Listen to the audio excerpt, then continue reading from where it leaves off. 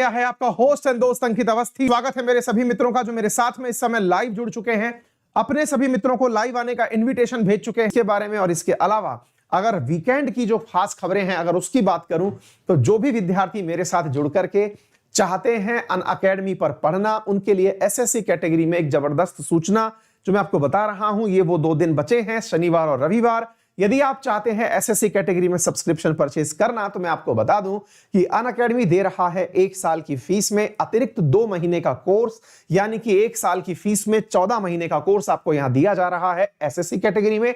और UPSC category में 14 तारीख तक यदि आप यूपीएससी कैटेगरी में सब्सक्रिप्शन परचेज करते हैं तो आपको मिलेगा 1 साल के फीस में 10,000 रुपए की हार्ड बुक्स, यानी कि मतलब छपी हुई किताबें, ऑनलाइन नहीं, सॉफ्ट कॉपी नहीं, हार्ड कॉपी मिलेंगी।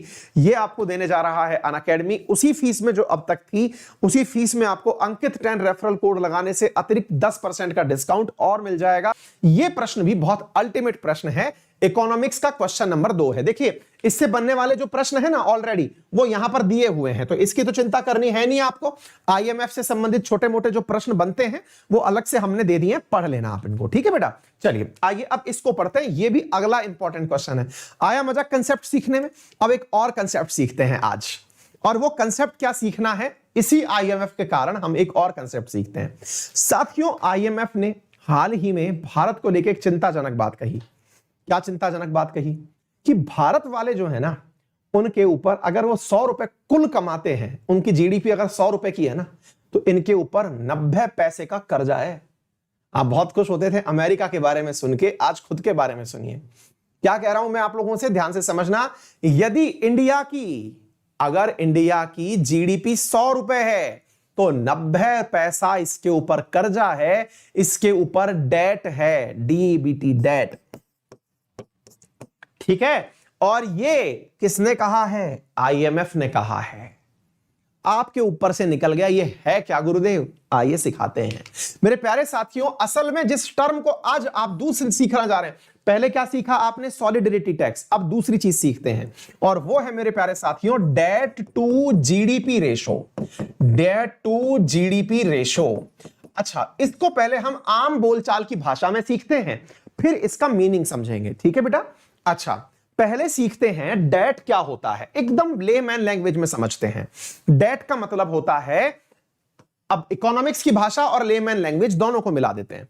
यह होती है साहब जवाबदेही, लायबिलिटी, जिम्मेदारी। इसको अंग्रेजी में कह दिए हम लायबिलिटी। लायबिलिटी मतलब आपके ऊपर क्या दायित्व है, क्या जिम्मेदारियां हैं आपकी। अच्छा, डेट का मतलब क्या हुआ? लायबिलिटी। लायबिलिटी देश के ऊपर, देश की लायबिलिटी यानी देश की जिम्मेदारी क्या है। अब आप पूछेंगे सर देश तो मेरे लिए भी जिम्मेदार है, मैं आज बेरोजगार हूं तो मेरे लिए भी जिम्मेदार है, मैं अमीर हूं तो मेरे लिए जिम्मेदार है, मैं बीमार हूं तो मेरे लिए जिम्मेदार है। भाई सबके लिए जिम्मेदार है, लेकिन यहां इसका मतलब ये नहीं है। यहां इसका मतलब ये है liability on consolidated fund of India. ध्यान से सुनिएगा, बहुत ही महत्वपूर्ण चीज बता रहा हूं। कंसोलिडेटेड फंड ऑफ इंडिया, ध्यान से समझिएगा। क्या कहा मैंने आपसे? Liability on consolidated fund of India, मतलब भारत की जो संचित निधि है, जहां पर देश का संपूर्ण धन रखा हुआ है, जो आपने टैक्स के माध्यम से चुकाया, भारत में कर्ज के माध्यम से आया, भारत सरकार के पास जो कुल धन है मेरे प्यारे साथियों, उसे क्या कहते हैं? Consolidated fund of India. तो उसमें जितनी भी जिम्मेदारियां हैं उन्हें लायबिलिटी कहते हैं। आ गई बात समझ में? अभी मैं इसका भी सरल रूप समझाता हूं। साथियों, आप अपने पिताजी के साथ जाके बैठिएगा आज, उनसे पूछिएगा पापा आपकी लायबिलिटीज क्या क्या हैं, आपको क्या क्या करना है। लायबिलिटीज मतलब आपकी जिम्मेदारियां क्या क्या हैं, तो वो बताएंगे आपको देख करके तू ही है पहली जिम्मेदारी। तो सबसे पहला डायलॉग उनका जो आएगा, तू ही है पहली जिम्मेदारी, तो तू पहले सेट तो हो जा, फिर तेरा ब्याह करना है। आ गई बात समझ में? तो सबसे पहली जिम्मेदारी तो वो देख के बैठे हुए हैं। आप पूछेंगे 1 मिनट पापा पहले ये बताओ इमीडिएट जिम्मेदारी क्या है, फिर गिनाएंगे। देख अभी तेरी बहन की शादी करनी है, फिर तू बेरोजगार रह गया तो तेरे को दुकान पकौड़े की खुलवानी है? फिर आज ये पूरे खर्चे ही तो हैं बेटा, घर बनवाना है, अब मेरी गाड़ी की एवरेज नहीं आ रही, दूसरी गाड़ी लेनी है, गाड़ी पुरानी हो गई, तेरी मम्मी का फोन खराब हो रखा है, रोज मेरे खून पी रही है, अब उसको फोन दिलाना है, हैं, कपड़े फट गए, वो छोटे वाले कपड़े देख उसके फटे पड़े और उसके कपड़े दिलवाने हैं। तेरी दादी की तबीयत खराब पड़ी है, दादी को ले जा करके इलाज करवाना है, पूछे मत भाई कितने पैसा आवे भाई, सारा खर्च हो जाए भाई लाला। मतलब उनने आपके सामने पूरा चिथड़ा खोल के धर दिया, आप एकदम टेंशन में चले गए। आप कभी पिताजी के पास जाके कहना पापा मेरे को नया फोन चाहिए, पापा कहेंगे आजा बैठ पहले। भाई साहब आपको बिठाएंगे और बिठा के कहेंगे बेटा सुन बात ऐसी है, इतेक रुपया मिले अपन को या में इतेक को खर्चा है, मतलब भाई मेरे को इतने पैसे मिल रहे हैं, इतना मेरा खर्चा है, तू बता फोन कहां से ले आ दो तो चल तो रहे बढ़िया। मतलब बात समझ में आ गई कि भाई पैसा कहां से लाके दूं, मैं है ही नहीं तेरे लिए, तो जिम्मेदारी देख मेरी, मैं कमा 100 रुपया रहा हूं, उसमें 110 का तो मैंने कर्जा कर रखा है, 110 रुपए तो खर्चा है मेरा। आप एकदम टेंशन में आ गए, ओके पापा थैंक यू मैं चलता हूं, हो गई बात समझ में। ये है लायबिलिटी। अब आप देश की स्थिति पर गए, देश ने कुल मिलाकर के साल भर में जो कमाया, देश ने कुल मिलकर के जो कमाया साल भर में, वो क्या था बेटा, जीडीपी थी। सब तरह से कमाया इसने, कैसे कैसे कमाया बिल्कुल। अब फिर अपने पिताजी के पास आ जाओ, अपने पिताजी अपने देश हैं इस समय, यूं समझो आप। बोले पापा आपकी जीडीपी कितनी है, अब आपके पापा तो समझेंगे नहीं। अच्छा पापा बैठ करके आप, जैसे कई बार होता है ना भाई, कई बार अपने फादर लोग भी अपन को थोड़ी इज्जत देने की स्थिति में होते हैं, आप बैठते हैं उनके बगल में, पूछते हैं पापा एक बात बताओ, महीने कितने आते हैं अपने घर में। आपके पापा अगर नंबर 2 का कमाते होंगे तब तो आपको बताएंगे नहीं कितना आता है, नंबर 1 का पूरा बता देंगे, क्योंकि नंबर 2 का पताते ही तो तुरंत आप कहोगे कि पापा अब तो बुलेट चाहिए, तो इसका मतलब आपसे तुरंत बचा के रखा जाएगा। आपके पापा ने नंबर 1 का बताया, देख बेटा बात ऐसी है, मेहनत का गिनाएंगे। मतलब अपने पिताजी अपने सामने पूरे मॉडल है, रोल मॉडल है भाई साहब। आप क्या कहेंगे, पापा आप कितना कमा लेते हैं। बोले देख बेटा अपनी दुकान चलती है ना, बोले हाँ, उस दुकान पे से गल्ले पे से इतना पैसा बचता है, 1 महीने के अंदर इतने का माल डलवाते हैं, इतने का अपन बेच देते हैं, ये जो पैसा है ना ये अपनी कमाई है। बोला अच्छा, और देख सुन बात ऐसी है कि अपने यहां पर वो जो बैठा हुआ है ना लड़का, वो क्या करता है, टिकट बुकिंग का काम करता है। एक अपन ने छोरा बिठा रखा है दुकान पे, बोले हाँ पापा, वो टिकट बुक करता है, कोई भी आएगा रेलवे का टिकट बुक करेगा, उस पे अपन को पर टिकट 10 रुपए मिलता है। बोले बहुत सही है पापा, बोले सही है। और एक दूसरा अपन ने नहीं बिठा रखा जो आने जाने वालों को कहता है भाई साहब यहाँ इस होटल में जाइए, भाई साहब आप इस होटल में जाइए, एक छोरा अपन ने बाहर खड़ा कर रखा है। बोले हाँ पापा। बोले वो जो है ना, वो प्रति एक बुकिंग पे 100 रुपए कमा लेता है, और वो चूंकि अपनी दुकान के बाहर खड़ा होता है तो 50 रुपए अपन उससे लेते हैं। बोले बहुत सही है पापा। तो इसका मतलब ये हुआ कि आपने अपने पापा की पूरी कैलकुलेशन निकाल ली। पापा ने आपको बताया कि यार देख अपन जैसे तैसे करके ना लाख रुपया कमा लेते हैं महीने भर में। बोले अच्छा। बोले पापा इसमें सामान बेचा या ये सब, ये लड़के का टिकट बुक करना, उस होटल में उसको भेजना, ये सब शामिल है। बोले सब शामिल है बेटा, इसमें सामान बेचना भी शामिल है। बोले पापा एक बात बताओ, सामान बेचना शामिल है इसमें। बोले हाँ। अच्छा तो बोले ये सामान कितने रुपए का पापा अपन बेच करके पैसा कमा लेते हैं। बोले यार अपन है ना 80,000 रुपए का सामान बेच के कमा लेते हैं, और 20,000 रुपए है ना अपन, ये जो है, ये जो अपन ने टिकट वाला बिठा रखा है बाहर, वो जो हाथ देने वाला बिठा रखा है, भाई साहब भाई साहब भाई साहब करके जो बिठाता है ना, वो 20,000 वो है। बोले अच्छा। बोले पापा ये 20,000 का है। बोले अपन सर्विस दे रहे हैं, अपन सर्विस दे रहे हैं लोगों को टिकट बुक करने की, होटल भेजने की। बोले ठीक है, तो ये हो गया सर्विस। बोले ठीक है पापा। आपने इस पूरी दोनों चीजों को जोड़ लिया। किन दोनों चीजों को जोड़ लिया, अब इन दोनों चीजों को नोटिस करना, इन दोनों चीजों को जोड़ लिया आपने। आप थोड़े से क्या है ना, आपने एसएससी की तैयारी कर रखी है तो मैथमेटिक्स आती है आपको, आपने खट से जोड़ा। अच्छा तो ये तो था गुड्स, ये था सर्विस, ओके। तो पापा अपनी जीडीपी 1 लाख रुपए की है, अपनी जीडीपी 1 लाख रुपए की है। बोले क्यों भाई। बोले पापा हमको सर ने पढ़ाया था gross domestic product, gross domestic product, और पापा हम पढ़ के आए ताजा ताजा, और सर ने बताया था कि जो सकल घरेलू उत्पाद है, पापा घरेलू तो आप ही हैं अपने लिए, तो पापा ये जो घरेलू उत्पाद है इसमें goods and services he count की जाती हैं पापा, इसमें goods and services he count की जाती हैं। तो अपनी जीडीपी पापा 1 लाख रुपए की है। बोले वाह बेटा सियाना हो गया, इसने तो तुरंत हिसाब लगा लिया। फिर पापा कहेंगे अरे इधर पहले बैठ बगल में। बोले हाँ अब तू सुन, बात बेटा ऐसी है, अपना खर्चा भी तो सुन ले। बोले हाँ पापा बताओ खर्चा कितना है। बोले खर्चा देख, तेरी ट्यूशन की फीस का, तेरे अंकित 10 लगाने के बाद जो तू आईएएस का सब्सक्रिप्शन लेने की बात कर रहा है उसका, हैं, तेरी बड़ी बहन की पढ़ाई है, इस महीने उसका है, तेरी ये सब चीजें, तुम्हारे खर्चे, तुम्हारा राशन पानी, गाड़ी का फ्यूल, ये सब कौन देगा? बोले पापा अपन ही देंगे। और सुन, वो अपन ने घर पे जो लोन ले रखा है ना? बोले हाँ पापा। अपन ने क्या ले रखा है? होम लोन ले रखा है ना? बोले हाँ पापा, पर उससे घर अपना हो गया ना? बोले पागल हो रहा है, उस पे ब्याज जाता है अपना। क्या जाता है? ब्याज जाता है। बोले अच्छा। और पापा? बोले और तेरी पढ़ाई पर जो खर्च हो रहा है? बोले हाँ ये भी सही है। फिर अपन को वो दुकान के बाहर वाली सड़क जो है पक्की करवानी है? बोले दुकान बनवानी है। बोले हाँ दुकान बनवानी है। बोले अच्छा। बोले इसी प्रकार से बोले तेरी फीस देनी है? बोले हाँ। बोले ये सब बेटा मेरी लायबिलिटी है। बोले अच्छा, ये समझ में आ गई बात। पापा एक बात बताओ, लायबिलिटी कितने रुपए की आ रही है? बोले बेटा एक महीने में लाख रुपए अपन कमाते हैं, 80,000 रुपए की कुल लायबिलिटी है मेरी। बोले 80,000 रुपए की लायबिलिटी है आपकी, एक महीने में 80,000 खत्म हो जाएगा? बोले हाँ। फिर तो आप बचाओगे क्या? बहुत गरीब प्रकार के पापा हो।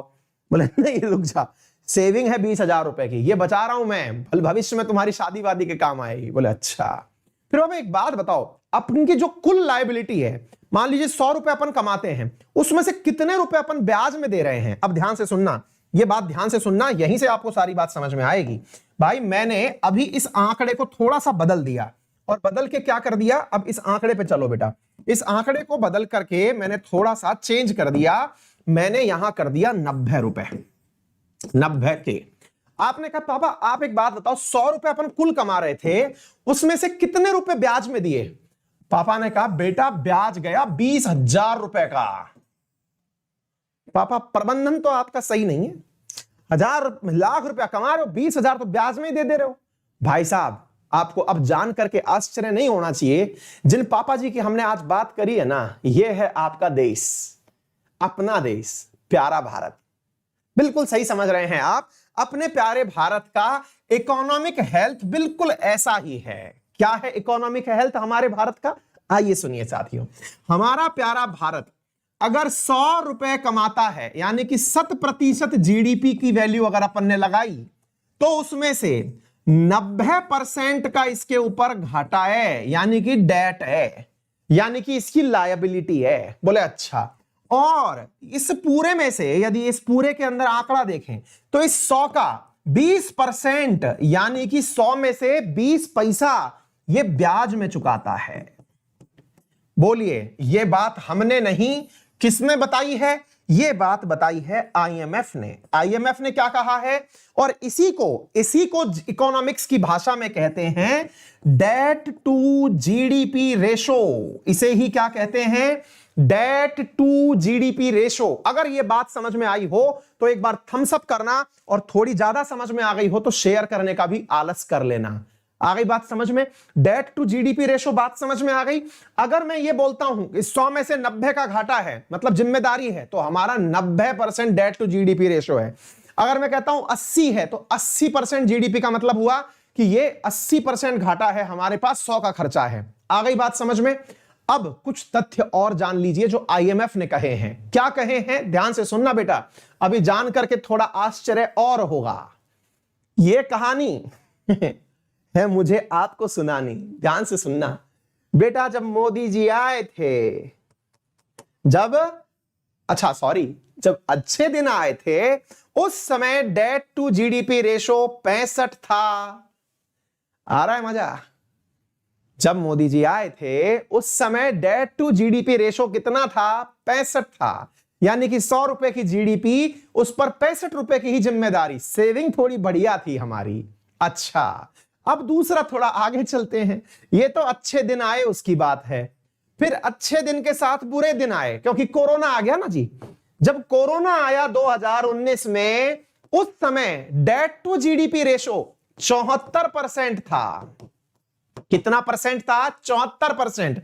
यानी कि 2019 के एंड की बात कर रहा हूं, दिसंबर 2019 में आ गया ना जी। कोविड-19 ही तो कहते हो आप उसको। कोविड-19 क्यों कहते हो? 2019 में आया था। तो भाई साहब शुरुआत में 65% पर मोदी जी आए, कोरोना 74% पर आया, आज हमारे अच्छे दिन आ गए। क्योंकि इस समय कहना है आईएमएफ का कि आप लोग 2020-21 में, 2020-21 का जो फाइनेंशियल ईयर है ना, इसमें चल रहे हो 90% की दर पर। बोले अच्छा। फिर बोले आगे? थोड़े और अच्छे दिन बाकी हैं। आगे ये है कि जब आपका फाइनेंशियल ईयर 2021-22 चल रहा होगा ना, बोले हाँ, बोले थोड़े से इसमें और अच्छे दिन ऐड हो जाएंगे। बोले क्या? बोले ये थोड़ा सा 99% पहुंच जाएगा। अच्छे दिन फाइनली आ गए। मतलब क्या है? मतलब ये है कि 99% आपका डेट टू जीडीपी हो जाएगा। अच्छा सर, ये तो बहुत सही चल रहा है एकदम, मतलब 100%, पेट्रोल 100, डेट टू जीडीपी 100, ये बहुत सही है। 100% की स्ट्राइक रेट पर काम हो रहा है। लेकिन आईएमएफ भी समझता था कि भाई साहब ज्यादा बोल दिया तो पता चला कि डिक्लेयर कर दिया जाएगा। इस स्थिति में आईएमएफ ने थोड़ा सुधार किया और कहा कि सुनो बेटा, 2022-23 में थोड़ा मामला सुधार देता हूं मैं तुम्हारा। तुम लोग जब यहां पहुंचोगे तब तुम्हारा डेट टू जीडीपी रेशो 80% आ जाएगा। कितना आ जाएगा? 80% आ जाएगा। यानी कि स्थिति तो पहले वाली पहले भी नहीं आएगी, 23 में जाकर के तुम्हारा जो है ना वो 80% के आसपास मामला सेट हो जाएगा। उम्मीद है सभी साथियों को बेहतरीन तरीके से समझ में आ गया कि ये डेट टू जीडीपी रेशो क्या है। क्लियर हो गया? मुझे और ज्यादा बताने की आवश्यकता नहीं है। सबने आज इकोनॉमिक्स का एक बेहतरीन कंसेप्ट सीख लिया है। अगर अब बफरिंग होती है तो मैं जिम्मेदार नहीं रहूंगा। ये हो गया साहब debt to GDP ratio. Clear? चलिए आगे बढ़ते हैं। सॉरी, अच्छा हाँ, थोड़ा सा हम बातें कर रहे हैं पड़ोसियों की भी, तो वो भी जान लो। ऐसे भी क्या मतलब जा रहे हो यूं ही सोच करके? सर थोड़ा सा आगे देखो आप। इंडिया का हाल यहां पर 89.3 दिखाया है इसने, डेट टू जीडीपी। पाकिस्तान को बहुत कुछ कहते हो ना आप, पाकिस्तान का हालत सुन लो। पाकिस्तान का है बेटा 87.2%। कितना है? 87। बोले क्या सर, 87 कम होता है कि ज्यादा होता है? सोच लो, 87 थोड़ा कम होता है बेटा 89 से। 89.3, 90% तो आप हो, 87 थोड़ा कम होता है। हाँ, चाइना का पड़ोसी है ना सर, चाइना से पैसे आ रहे होंगे। चाइना का बताएं बेटा? चाइना का है, इधर देख लो, 61.7%।